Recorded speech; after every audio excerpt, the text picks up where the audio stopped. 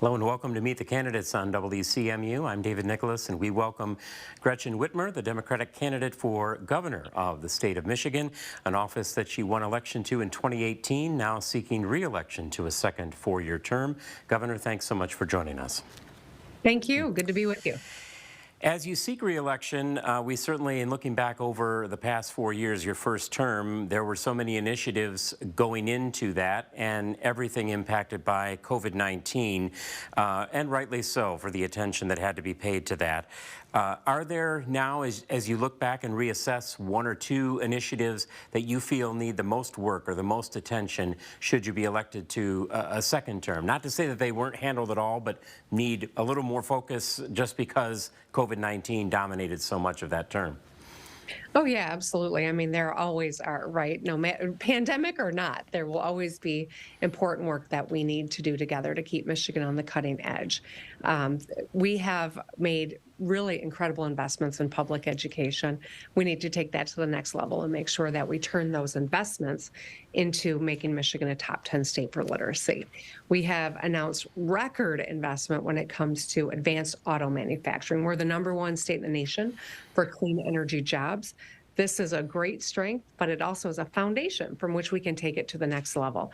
Getting more microchip factories here in Michigan, building out electric vehicles and batteries. So just today, I was at Our Next Energy, they're building a gigafactory in Wayne County. We landed Goshen in Big Rapids, which is going to be building those long-range batteries. So really diversifying our economy and continuing this growth pattern is a focus, because that's how we make sure Michigan's a great place for generations to come. As you've been campaigning in the time certainly leading up to and post the August primary, are voters telling you that they have targeted anything in particular that they want to see addressed as a top issue of this campaign?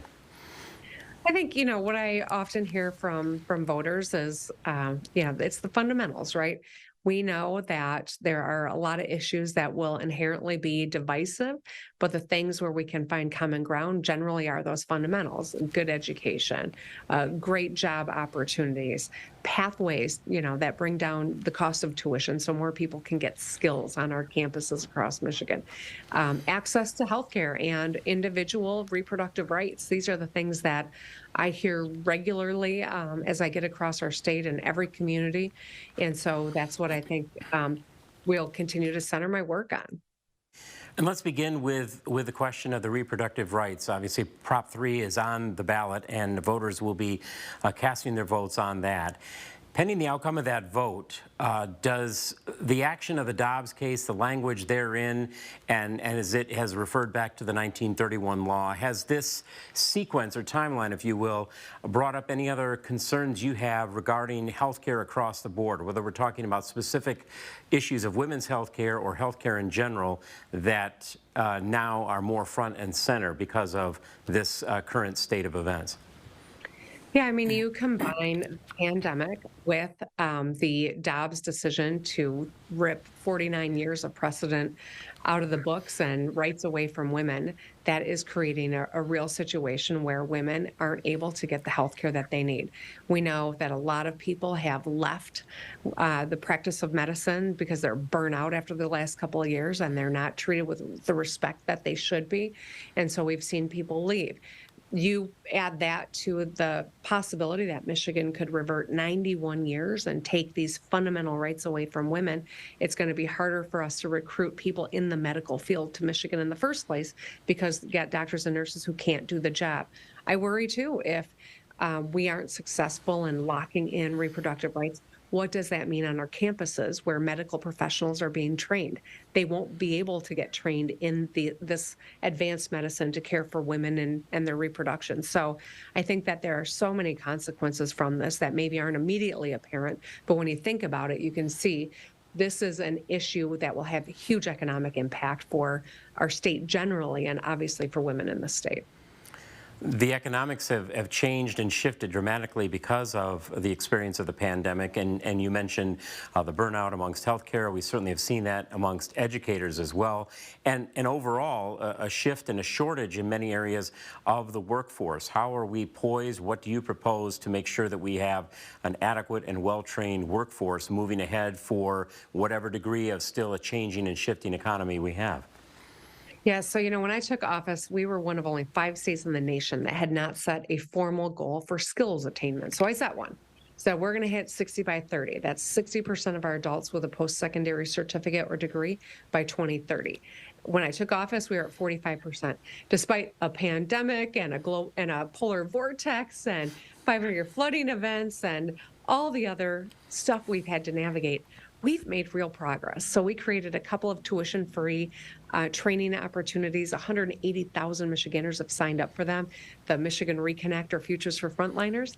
And just last week, I signed a bill that creates a scholarship program that will help about 85% of our high school graduates of the class of 2023 have resources to go to a public university or a private university or in a community college. So this is how we're upskilling our workforce and taking down that financial barrier that has completely, been in the way of some people to pursue the skills they need.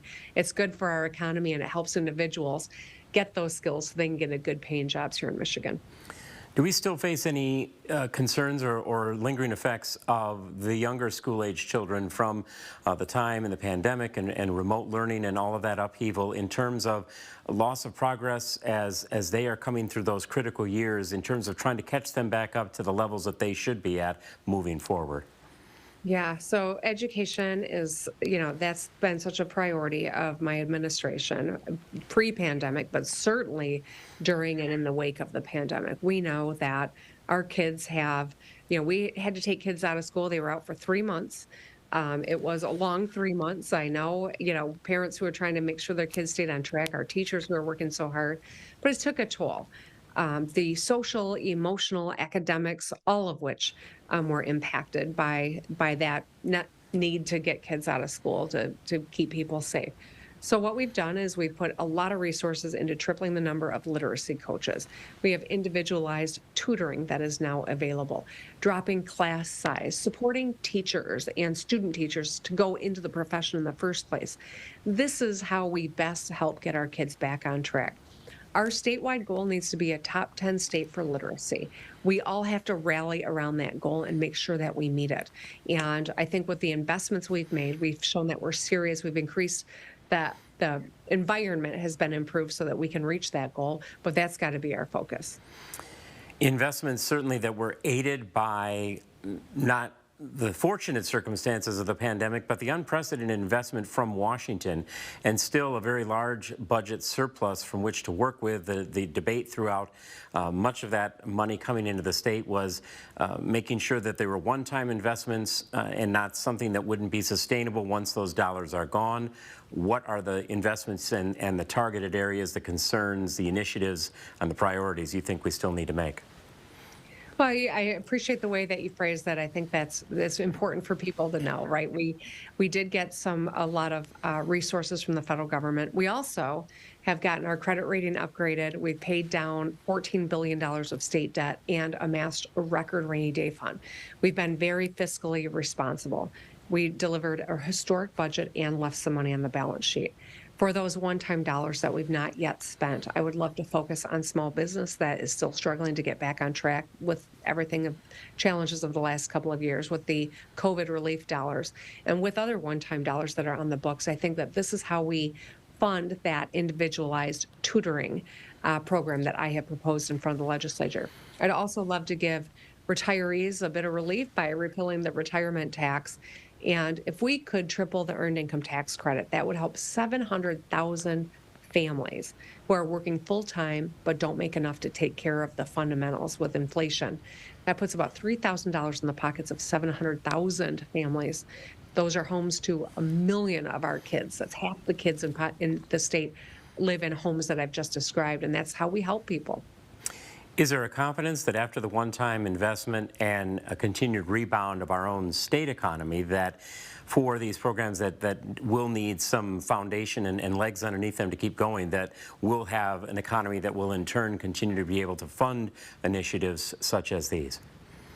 Yeah, we've been really careful to make sure that we're being fiscally responsible, and that is using one-time dollars for one-time, you know, uh, events or one-time issues, but also using ongoing for the ongoing, right? So annual uh, investments that we need to make. So for one-time dollars to do a 2 or 3 year plan for tutoring, that wouldn't go in perpetuity. It would be a smart way to utilize dollars now to help get our kids back on track. In terms of some maybe one-time grants to small businesses to help, I think that's another good way. But as we look at the growth of the state budget, some of it is ongoing, and that's how we built in the increased per pupil foundation allowance for our schools. And finally, Governor, a chance for you to lead the voters with a single thought, a single message that you wanted to deliver to them as they get set to go to the polls.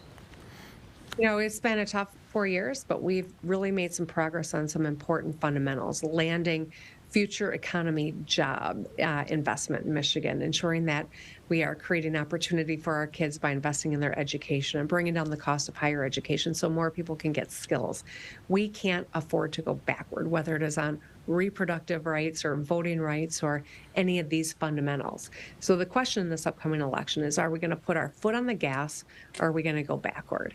I can tell you, I've been doing this work. I'm proud of where we are. I know that there's an even brighter future ahead, and I want to continue to work with anyone who wants to solve problems to make your life better right now. That will always be what centers the work that I do, and I thank you for your consideration. I'm asking for your vote.